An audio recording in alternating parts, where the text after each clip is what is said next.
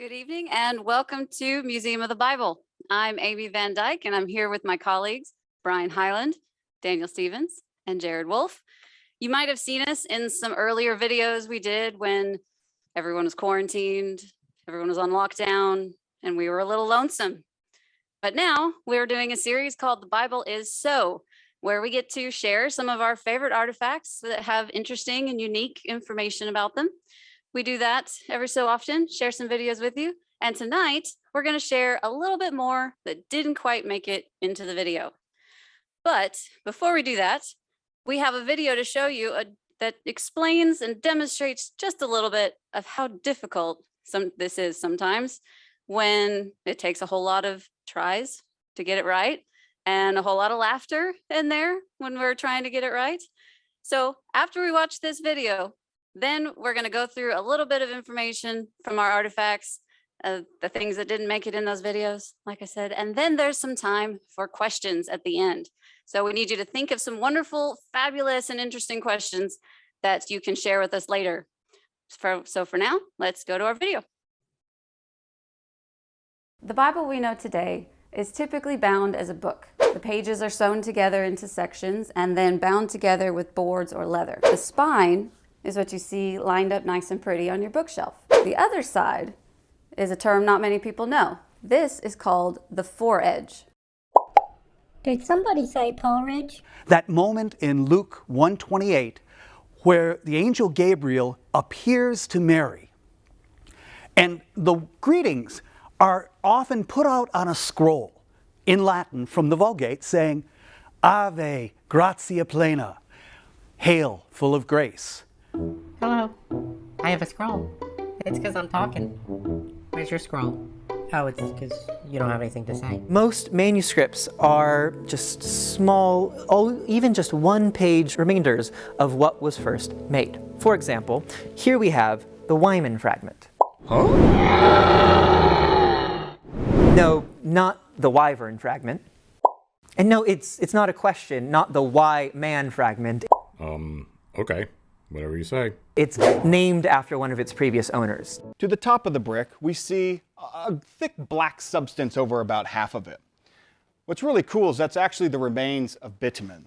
Now, bitumen is a thick tar-like, naturally occurring substance that Mesopotamians and many people across the Near East would harvest and would cultivate to use for glue, adhesives, for anything really. Mortar, as we can see here, you could dry it out and make toys with it or little simple instruments. Bitumen was the duct tape of the ancient world. And that's why, through the study of this simple mud brick, I have found that the Bible is so concrete. The Bible is so edgy. The Bible is so cartoonish. And that is why the Bible's so puzzling. And we'll burn the bones for Henry Jones, 'cause Henry don't eat no meat. Henry Hi, I'm, that's right. Do I say hi, I'm Jared Wolf here? That's all over, right? We just say today I want to talk about this brick. And I forget what I say after that. That was good. Spider-Man, or I may need to take 3. Yeah. I find those ancient stories in artifacts and texts. Pause for a joke, or? sorry, let me take that from the top. But then I don't remember the rest. Jumping right into the brick. Okay. Great. And I already forgot the beginning of that. Yep. Oh, and that is why the Bible is so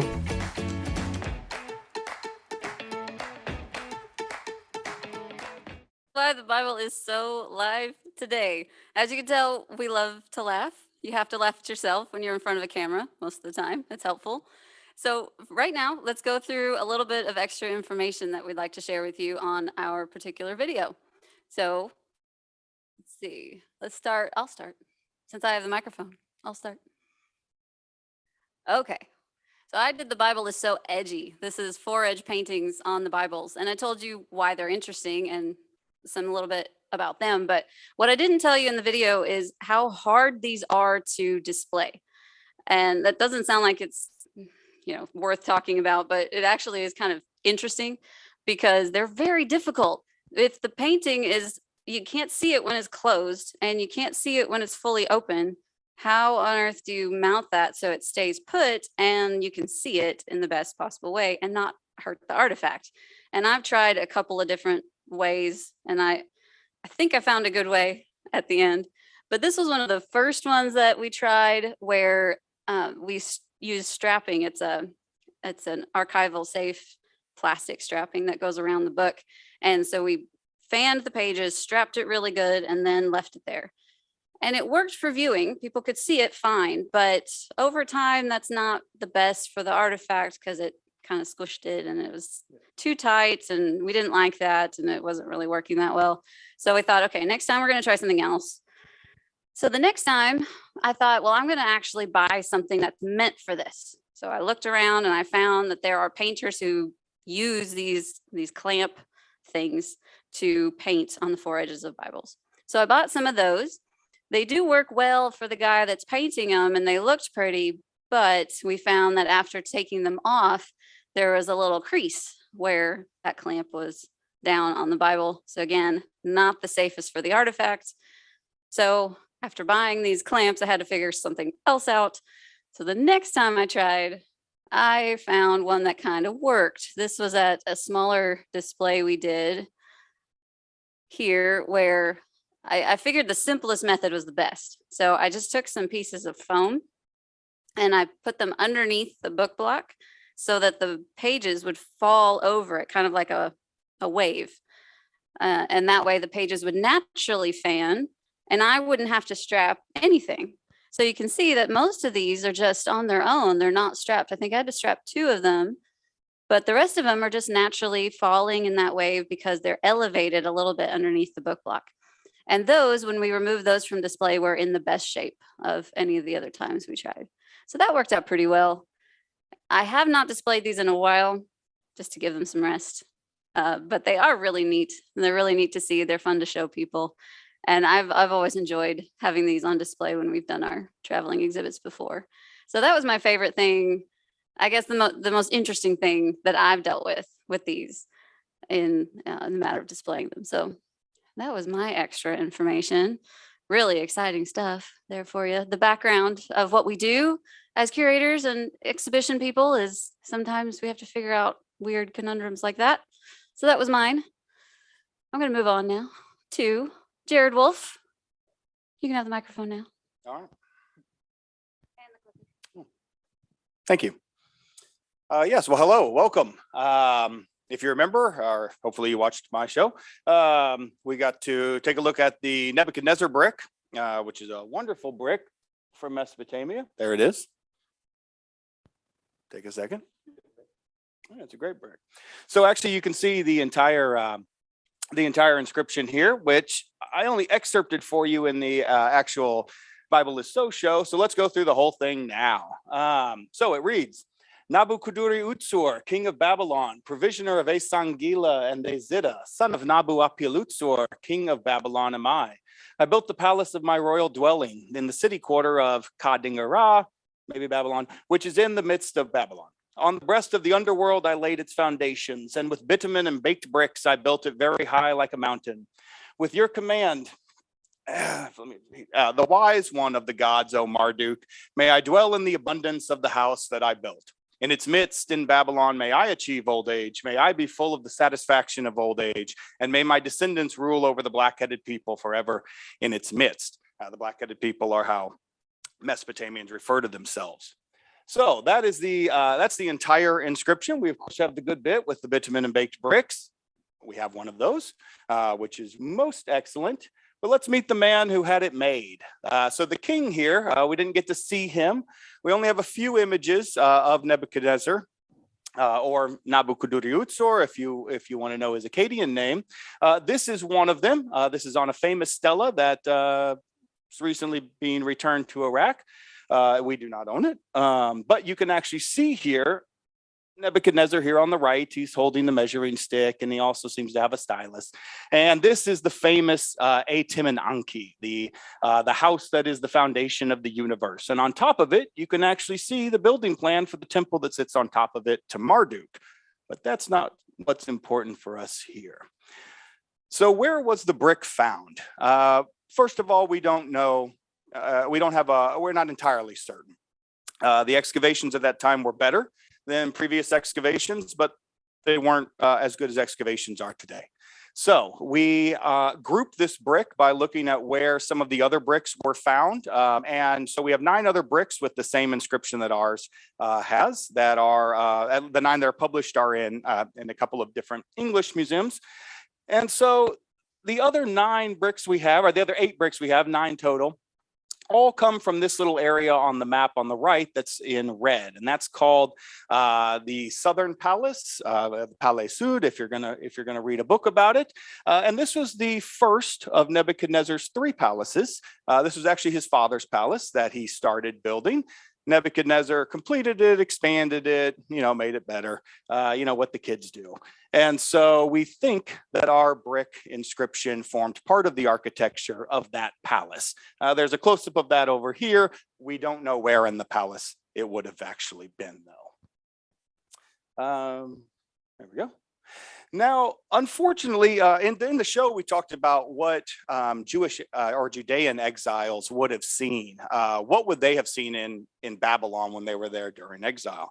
And they would have seen the Southern Palace, which had probably been completed at that time. But Nebuchadnezzar, like I said, was building 2 more palaces, and he was also renovating the walls and the massive temple complexes and multiple cities. Nebuchadnezzar was a builder. And so that's what the brick makes a wonderful connection for. A lot of our descriptions of ancient Babylon, apart from those being written by Babylonians themselves, come from the Greek sources. And we have a couple in here from the Bible. They don't talk too much about the architecture, but Ezekiel, the prophet Ezekiel, who was carried into exile, he actually has a line that describes obviously some of the wall decoration. Now, if you type in archers on a wall, Mesopotamia, everybody goes to the same picture. It's a beautiful, famous picture of 3 archers, 3 soldiers. Those are Persian soldiers from Persepolis. They're not from Babylon. So he didn't see those, but he saw carvings that would have looked like that. And unfortunately, this looks nice, but it's not a positive statement in the larger context. And then Jeremiah, of course, who again is present if you've read Jeremiah. Very fascinating because he's there during the sieges and fall of Jerusalem. And so he mentions just the broad wall. Babylon had a few walls. We don't exactly know which one this is. But apart from that, we don't hear about the architecture of Babylon too much. We have a couple snippets here and there about a palace in Daniel, but nothing else. And so rather than going to what did the Bible say about Babylon in terms of its physical descriptions, which is very little, Babylon, however, took on apocalyptic dimensions, but also became that number 1 villain, that number 1, that evil area, right? The city, the destruction by Nebuchadnezzar. Nebuchadnezzar becomes the worst king. Babylon becomes the worst city. And some of those themes are still today in our pop culture. So that's a little bit deeper on the brick. We could go further, but I think Daniel here has a few things to say about the Wyman fragment. Okay, thank you. We have a microphone over here too. So I do need the clicker. So in my episode, I believe it's called "The Bible is So Puzzling," and the emphasis was the fact that the vast majority of early fragments that we have of New Testament manuscripts don't exist in full books. They don't even usually exist in full pages. They are like puzzle pieces. They're small shaped. While as time gets closer to the present, we get more and more large books. In the early period, it is not the case. And so you need to kind of puzzle together the New Testament. And this piece right here, the Wyman fragment, dated to either the 3rd or the 4th century and containing a piece of Romans from Romans 4:23 to 5:13 with a chunk missing out of it, because this is the top half of the page. The bottom half doesn't exist anymore. The shape of it and the lack of the entirety of the manuscript was my emphasis there. Here, when we talk about the Bible is so puzzling, I want to focus on some textual aspects of this, which I assure you will be moderately interesting, and things that I've been working on. But if I start talking about punctuation too much, someone please stop me. So why is this manuscript well known among the very small amount of people that it is well known? There are two main reasons. One of them, it generally agrees with a much larger, much more impressive manuscript called Codex Vaticanus. Probably 4th century, contains, or at least initially contained, all of the Greek translation of the Hebrew Bible, all of the New Testament. Now it starts in Genesis because the beginning, like in the middle of Genesis, because the beginning pages got lost and were replaced with a later manuscript. And then the original text there ends in Hebrews chapter 9, I believe, and again is replaced with a later text. So that's one of the reasons. It agrees with that. The other is in Romans 5:1, there's a relatively well-known variant, a place where manuscripts disagree. If you were to open a Bible and read Romans 5:1, almost certainly both of them are on that page, one of them in the text, one of them in a footnote. It says, therefore, having been justified by faith, and here's the thing, either we have peace with God or let us have peace with God.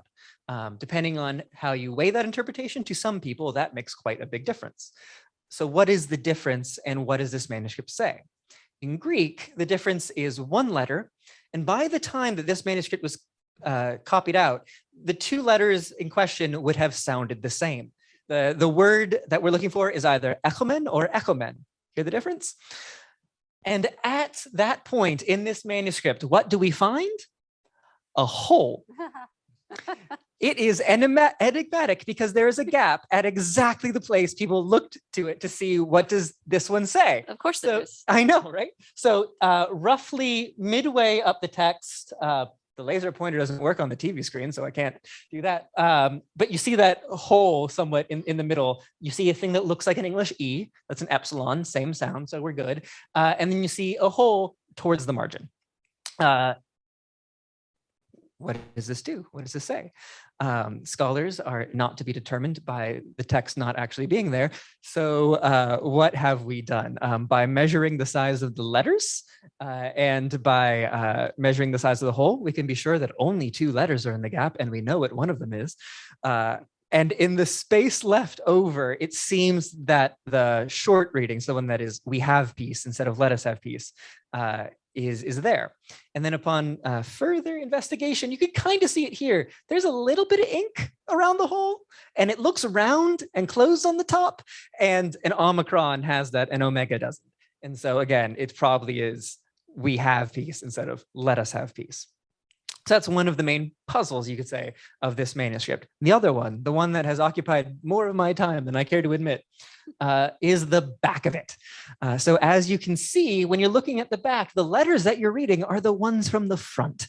It is so heavily worn and the ink is so faded into the parchment that even if you're looking at the back, you see the words on the front. And when it was initially published in, I think, 1952, the scholar didn't really try. He put 5 words that say that he could see them and left no addition of it whatsoever.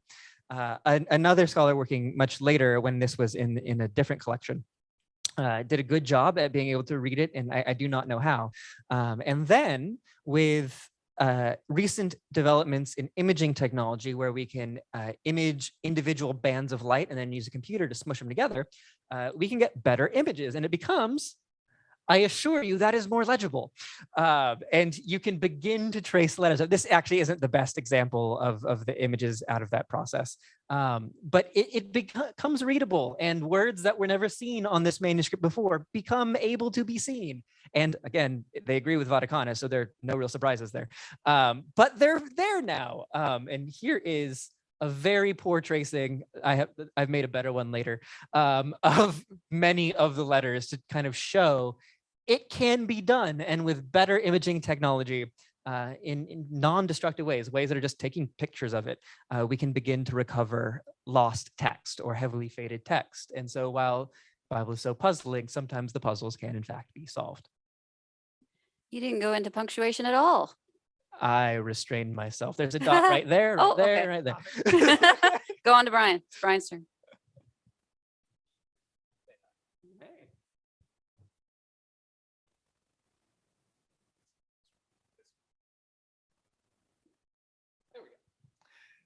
Now, one of the Bible is so stories that I've done is the Bible is so dangerous.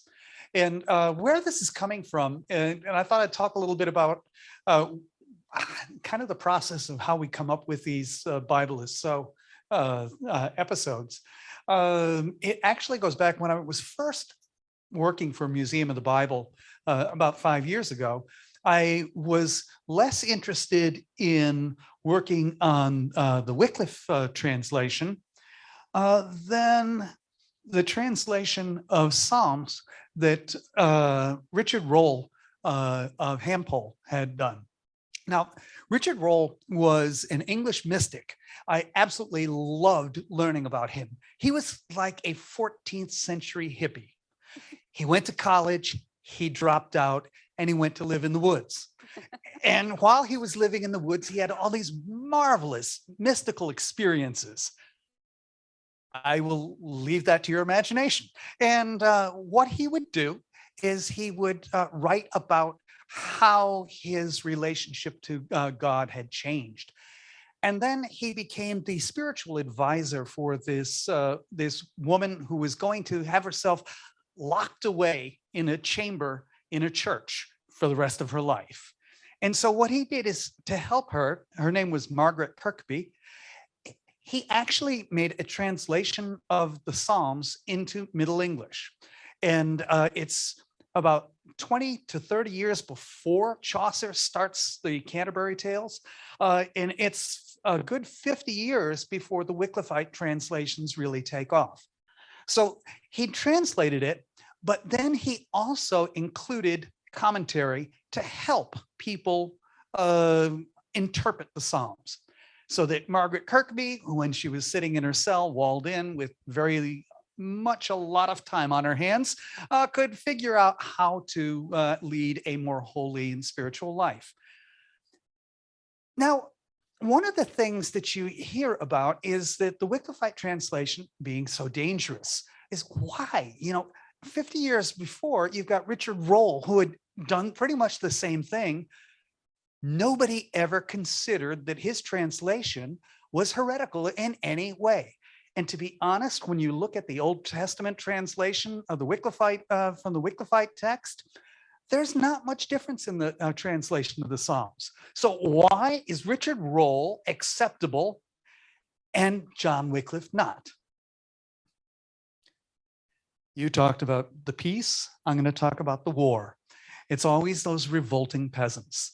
And this is what happened, is that it's a time in English history, the 100 Years' War is going on. And as the 100 Years' War is going on, the costs of that war are getting higher and higher and higher. And of course, in 1349, the plague hit. People died. Perhaps that's how Richard Rolle actually died as well. We don't know for certain. We just know he died in 1349 when a lot of people in England were dying of plague. So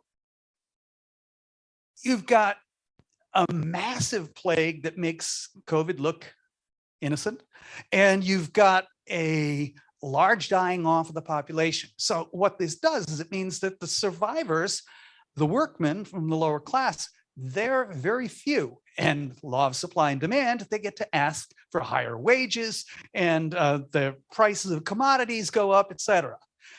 That's in a free market.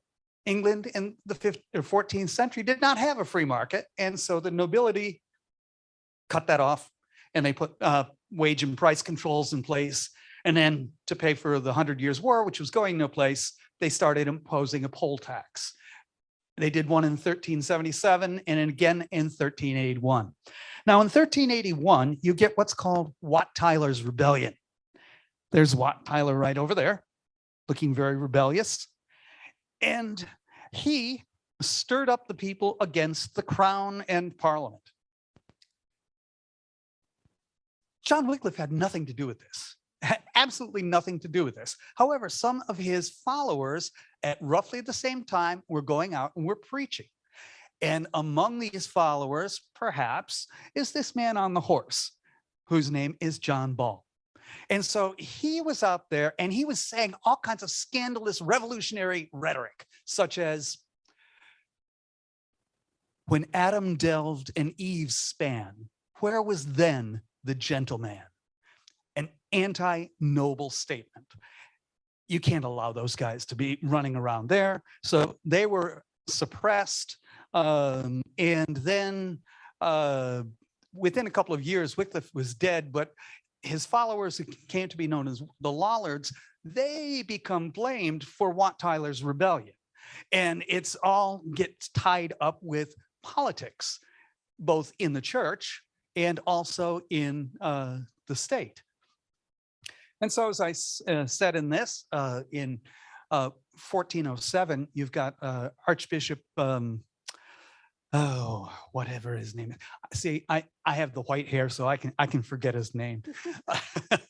But basically, he passed the Arundel Constitution. His name is Thomas Arundel, and in that, he had an article which said that if you wanted to have one of these Wycliffite translations, you had to get the express permission of the bishop. And if you didn't, you'd be treated as a heretic. Now, the church did not forgive Wycliffe for his translation. And so in 1415, he was condemned at the Council of Constance in one session. In the next session, they condemned Jan Hus. Jan Hus was alive until that, but Wycliffe was already dead, and so they passed sentence to dig his body up, burn his bones, and take the ashes and throw them in the River Swift. And that's why I was singing. And we'll save the bones for Henry Jones, because Henry don't eat no meat. That's enough. They made sure he was really gone. Yep. Burning the bones and dumping it into the river. Before we started doing this, I told the rest of these guys here that I wanted to go first because all of their information was so intriguing and deep and grand. And mine was about that the books are really hard to display. So I wanted to go first to get that out of the way. I found it interesting though. Yeah, well, we found it interesting too. Well, there you It was go. great. And maybe other people will too. All right. So now we're going to let you ask some questions and we can answer, and you can direct it to whoever you'd like. We can pass the microphone around to anyone here. So we'd love to hear your questions. Let's see, I have this wonderful device here that lets me know what questions are being asked so that I can disperse those around. Jared wants to ask me a question. What's your favorite Forage painting? Oh, in our collection? Okay. My favorite Forage painting in our collection. We have one of the Nativity that it's a little hard to see because it's really faded, but it's a very beautiful rendition of that scene. It looks very homey and comfortable, and everybody's huddled around the baby Jesus in a very loving way. And things like that makes me wonder, why that scene? Why did they pick that? And with all of these Forage paintings, you wonder, well, why was that one chosen? Was it because that was a story that they really liked? Was it because it was a family that they really want, and their family wanted to have that loving scene? And for those Forage paintings that are just of a landscape nearby, I always think of that as a neat way to bring their home life into their spiritual life and kind of combine the two. So it's always hard when somebody asks, what's your favorite? Because they're all good for different reasons. So that was a long-winded answer to your question, but hey. Okay, here's a question that I will direct to any of you that want to answer. What other stories do you want to tell for Bible is So? Maybe give us a little preview of something that's coming up or an idea that you have for what's coming. Well, Brian has the microphone, so he can start. It's actually been filmed. So I can tell you that the Bible is so fishy. It's out there. It's out there. It's coming to a stream near you. Oh boy. Just when you thought it was safe. I know the one that I'm coming, which I forget the name of because those are clever things that are come up with after the content is. Are we even allowed to give away the titles here? feel I like mean, it's it's wrong. too late now. But it's about, again, fascinating, ancient Christian scribal practice. So a thing that's done in New Testament manuscripts is there's a unique way of abbreviating things. And not just New Testament manuscripts, actually, the vast majority of manuscripts copied by Christians that touch on biblical themes. So I get to introduce that and talk you through it, because it is something that's interesting and something that's widespread, leaning on or getting near universal from the earliest kind of Christian scribal culture that we know of. All right, Jared, it's your turn. There's been some wonderful new research on the Battle of Lachish, actually, that's trying to map out the battle by the position of the arrowheads, and which way they're facing. Unfortunately, more of them are facing in than out, but they're actually able to reconstruct, it seems, certain phases.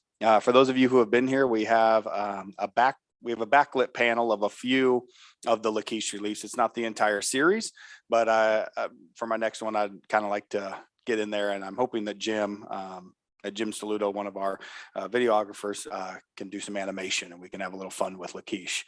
But yeah. Yeah, one thing we can say as a shout out to all of those who make these videos possible. It's not just us who make these. So our wonderful videographers, photographers, we have a wonderful video editor, Jim Saluto, who does make a lot of those animations that are so fun. And we have quite a team that actually makes that happen. So thanks to them, because we wouldn't do it without them. We couldn't do it without them. Okay, where can we see the objects you talked about? So that depends on each of us, I guess. So there are no Forage painted Bibles in the museum right now on display. That may change in the future. We'll let you know, but there's none right now. They are online, yes. So some of them are online. You can look there at our collections webpage. And what about you guys? Yeah. So the brick is the very first object you'll see on the History of the Bible floor 4. Please come in. And the arrowheads are actually on the 5th floor in the exhibit by the Israel Antiquities Authority called People of the Land. They're all the way around back.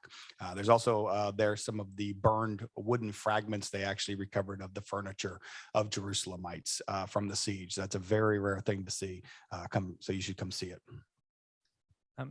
Same floor. So on the History of the Bible floor, if you move past that a bit, you'll enter a section where it's Greek manuscripts, first papyri, and then parchments. And then it's the first parchment you'll see in that section in a center display case. And also on our collections webpage, you should go see it there. Well, let's see. It's going to come as a shock, but our History of the Bible floor, the 4th floor, as you're coming into Gallery 3, 4, excuse me, where we have the Greek papyri, you'll see the papyrus where the scribe had a very, very bad day. And then as you go into the area where the Latin and Greek manuscripts are in Gallery 6. Off to the right, there's a big case with the Hours and Psalter of Elizabeth de Boon. And that's on display. And then kind of kitty corner across the room is where the Wycliffite New Testament is on display. All of those things are actually also on our website, our collections website. We're not making a plug for our collections website, although we do want you to go visit there. But I will say that among the curators and collection staff, we have a weekly contest amongst ourselves of whose item gets the most views on that collections page. Again, I'm not sure if I'm supposed to say that or not. Yeah, That's an internal contest. However, it's kind of a sore topic. I'm going to make a plug for mine. So go visit all of the Forage paintings there and click it a whole bunch of times. Don't go to theirs, go to mine. So, because I want to win. And choose one among all of you out there, choose one of mine and just go to that one, because if all thousands of you go and split up, I'll lose again. We're a little bitter. I'm sorry. We're a little Just bitter. a bit. Okay, here's a question for Jared. What is the significance of the fall of Babylon? Okay. Okay. Well, it fell a few different times. Yeah, each one was significant. Specifically, obviously, the destruction, it wasn't destruction, it was just the fall, I guess, really just sort of the almost peaceful takeover of the Persian Empire when they came in 539. Obviously, any of you who have read your Bible, you know what's coming with Cyrus's edict, which is reversing good. Babylon was a collector of peoples. Unlike Assyria, which just moved them all around, Babylon needed people. It had just been under attack for almost 100 years with the Assyrians and with the Elamites. And so it was depopulated and they needed people in there. And so Babylon brought all these people in. Cyrus said, get out of here. And so it obviously very significant because the Bible, it's a big deal in there. They get home, they start setting up what today we really call and recognize Judaism.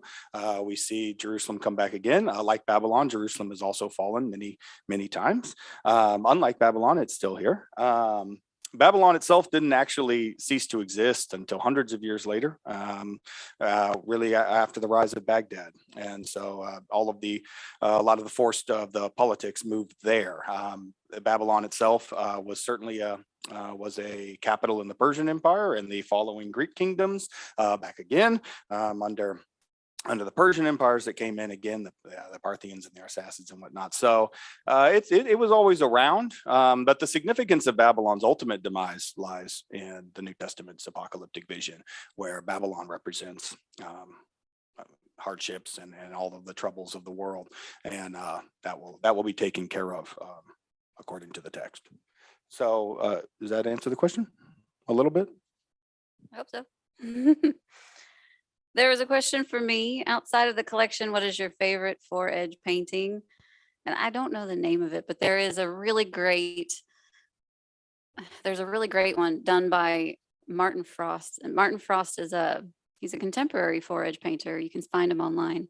And there's an image on there of a Bible, or it may not even be a Bible, but the Forage painting has one on every side. So you can turn it one way and there's a painting. You turn it the other way, fan them out the other way, and there's another painting.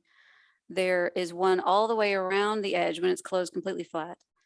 And so there's multiple Forage paintings on this particular one, and it's just beautiful. And he shows it off. There's like a video on his website. So Martin Frost does some really beautiful things. Okay. Brian, you might have to help me with this one. What is the most popular item on the collections page and who is winning right now? And I can't remember who won this last time. Is it? I don't know. I think it was some sort of Americana thing, It's usually between something Americana, which is our curator, Anthony. He wins. Yeah. Or it's something like when the Washington Pentateuch was here and featured and online, that was our coworker Herschel, who won like 6 weeks in a row. We were all getting mad. None of us were bitter. None of us. Not at all. Not bitter at all. So yeah, vote for me. Vote for me. Not Brian. Oh, I have to protest. Vote for me. All together on one. And I just realized I didn't answer the question about topics that are upcoming or that we'd like to do. Did you answer that one? You did. Yeah. So I have one coming up that's about electricity. So how do we bring the Bible into topic with electricity? You'll have to find out. You'll have to watch and find out. And I have a couple other ideas, but I don't want to give them away just yet. Oh, okay. So we will have another person doing videos. Our another curator, Jesse, will join us and do some others. He was on our Lonesome Curator videos also. Okay. So we are at about 7:40. I don't have any other questions unless one of you wants to ask a question. All right. Well, we are going to say goodnight then. Thank you for joining us. We've had a lot of fun. We always like sharing more information with you, and we hope to do so more in the future. So have a wonderful evening, and thank you for joining us.